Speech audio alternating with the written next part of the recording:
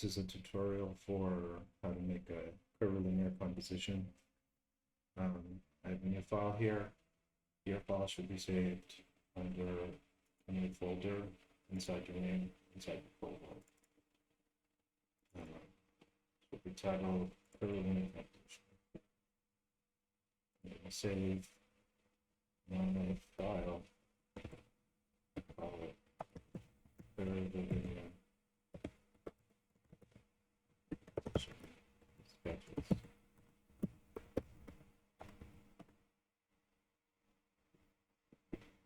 So as opposed to rectilinear composition, this is much easier to build because we don't really have to worry about sizes yet on the function to create a composition using the folders. So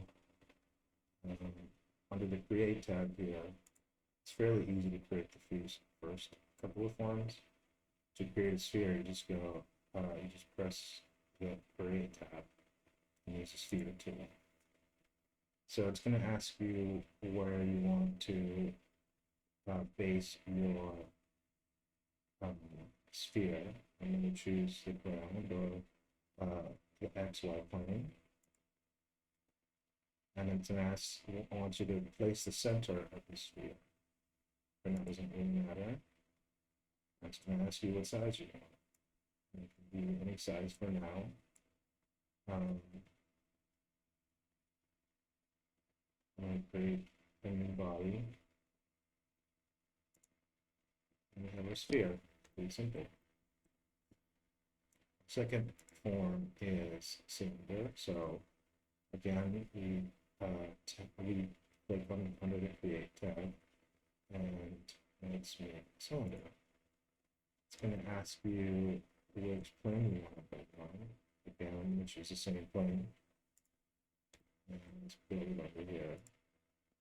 And then click on the center of the cylinder, and then it's going to ask me the radius of the cylinder and then the height of the cylinder. So we have two forms now. The third is a cone, and this is a little bit different. We're going to be using uppercutting tools. For this, we have to create a sketch first. So I'm going to create a new sketch, and this time I'm going to use the Y and Z plane. Doesn't really matter what plane you use, but just for orientation purposes, I'm going to use this plane. I'm going to choose my line sketch tool, and I'm going to create a triangle essentially. Make sure it's perpendicular. So, and just make sure that the inside of the form turns blue. I'm going to finish my sketch, and now we have a half flat version of our cone. To create the cone, this is a new tool. Go under create, and we're going to revolve. And here, when you hover over the tool, it tells you what it does. It revolves a sketch, profile, or planar face around a selected axis.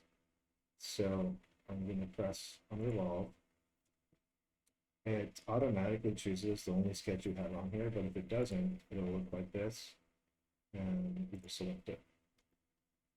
Now it's going to ask you to choose an axis, so I'm going to press on the axis tab, and if you do this axis, we'll make something like this, but that's not what we want. We want the center of the cone to be the axis. There we go.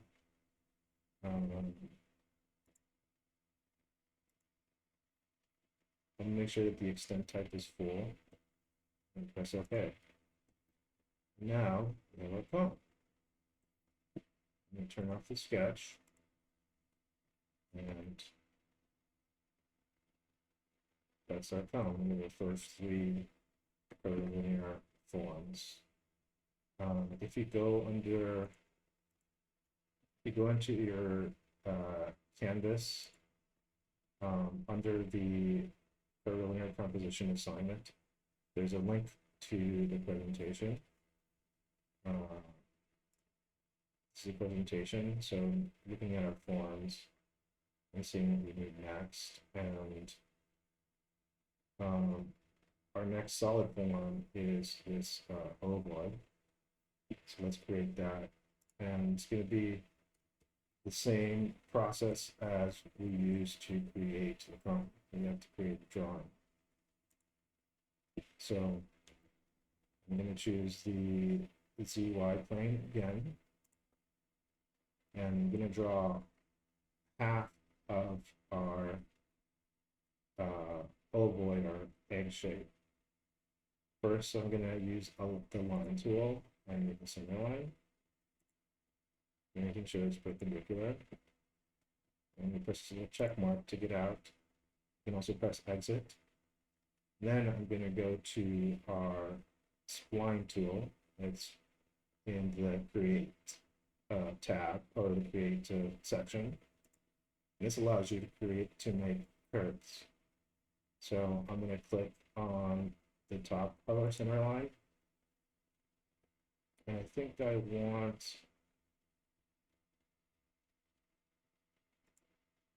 if we use two different points, you can see that it starts to curve. And press the check mark to end our drawing. Now I'm going to finish the sketch. I'm using the revolve tool and do the same thing. So under create, we use the revolve tool. It selected our profile.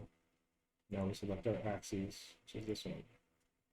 New body, and press OK. Now, this does not look like an ovoid, right? So we can either go back under our file tree here and edit the sketch, or on our timeline here and edit the sketch. I think it's too pointy, so if I press on these lines, it'll give me control over the curvature. So something like that.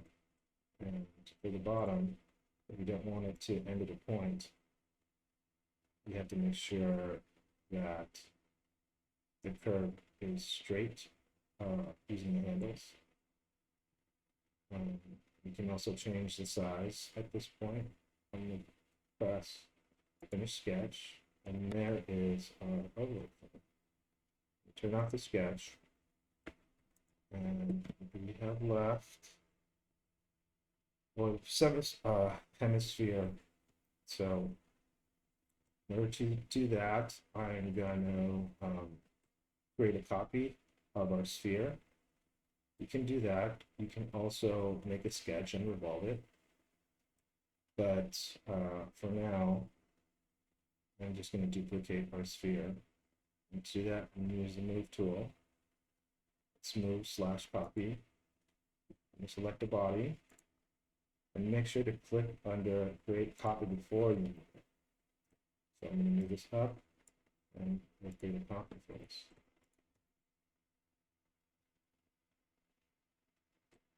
Now, we need to essentially cut this in half, but we don't have a way to know where the exact center of this is. And to use our split body tool, we need a plane or a drawing with a line. But to find the center of the sphere, we go to construct, and we create a point at the center of the circle using the point at center tool under the construction tab, and press OK, and you can see inside it's exactly in the center. Now we need a way to let the program know that you want to cut it in half. And if you turn on your origin, these are all planes that are already made. So we need to make a plane that cuts this in half. So in the construct tab, we're going to use offset panel. And I want to offset this bottom panel. You could do it with any of the other panels, but this would be easier. And select this, and it's going to ask us where do you want to move it to. I'm going to pull up, and then press on center.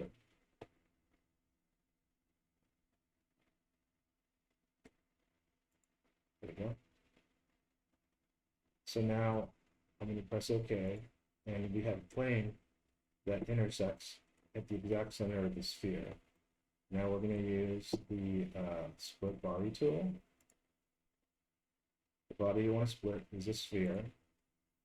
In the splitting tool, I'm going to press the select splitting tool button and use the plane.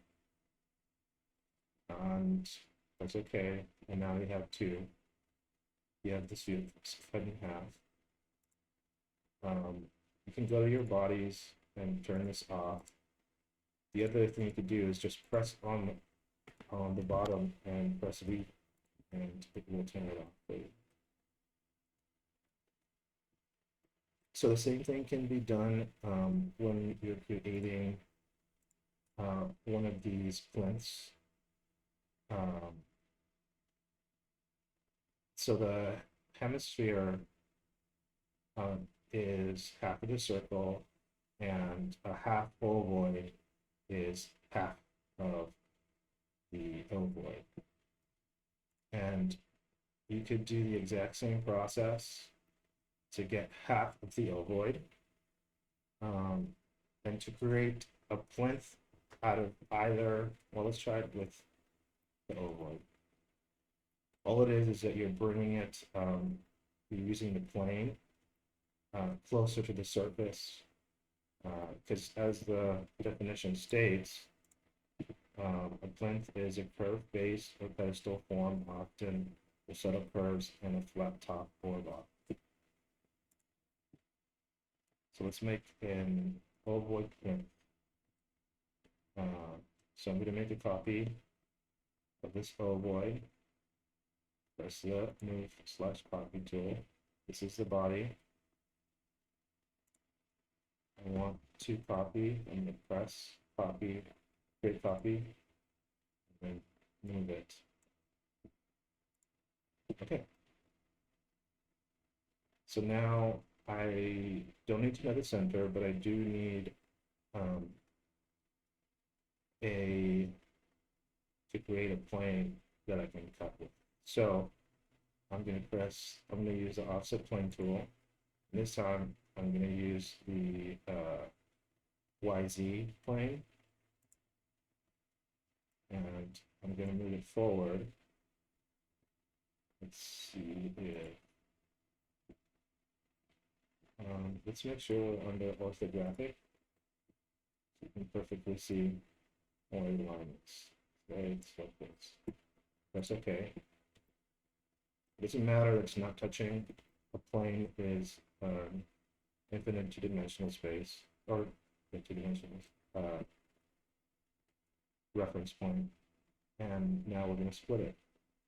I'm going to use split body and split this tool. I want the splitting tool to be our plane. And press OK. I'm going to select the larger part of the ovoid and press V. And now we have an ovoid plinth. Do the same with the sphere to get spherical plinth. I'm going to turn off all of the planes in the origin.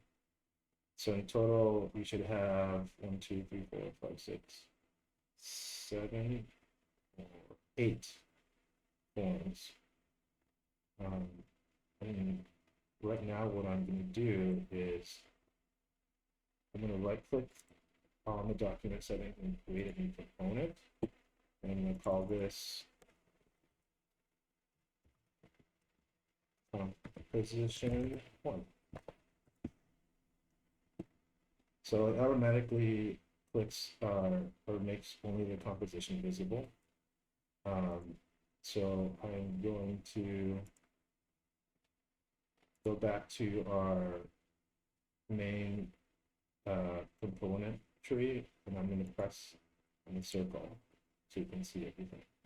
And now all I'm going to do is move all the bodies that I made into our component. And at this time, you could do is create the other components or the other compositions. I'm going to call this composition 2.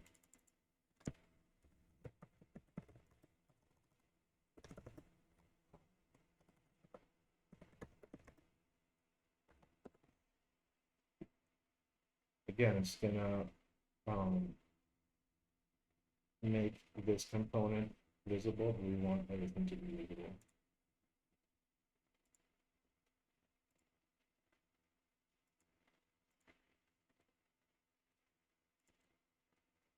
In our bodies, I'm going to select all the bodies and use the move/copy tool, create a copy, and it can stay same place. So creating new bodies under our main component puts them where bodies were last time. So now you can choose all of these and put them in your second component. You turn this off. And you can do that for the other 5.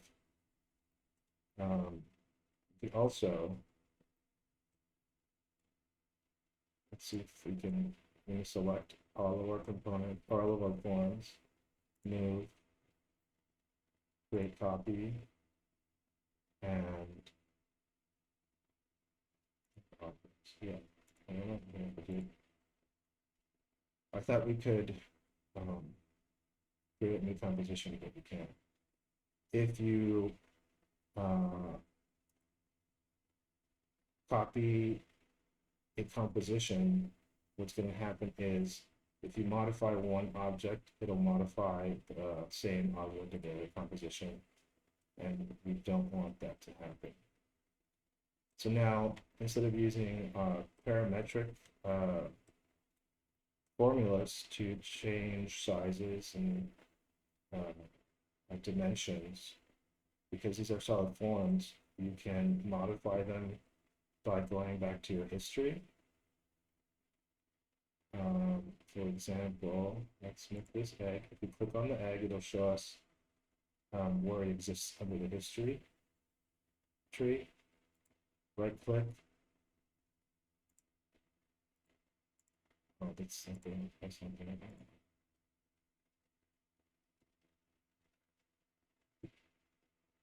it.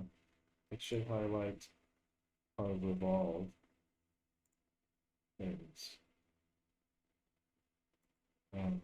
Edit feature. So you can change the size of this. You could also manipulate these objects without using the history for the most part. For example, I want to make this overlay smaller. I'm going to go under the Modify tab and use the Scale tool. I'm going to click on what I want to modify, and where it says 1, it means 100%. So if you go backwards 70% of the original size, or we can also make it bigger. It's 200% the original size. That's okay.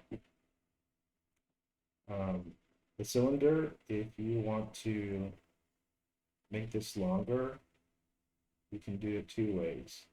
Under Scale, we're going to press the cylinder And instead of uniform, we can scale it non-uniformly. So we can make it longer, make it wider. Just be careful because we don't want to make it wider, or else it's not a cylinder. And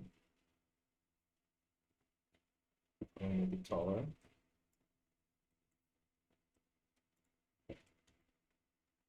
And then if you do want to make it wider, we do have to go back to our original feature and edit. And I'll make it wider and press OK. And now it's wider. And the way you move around these objects and create diagonal axes is by using the move tool.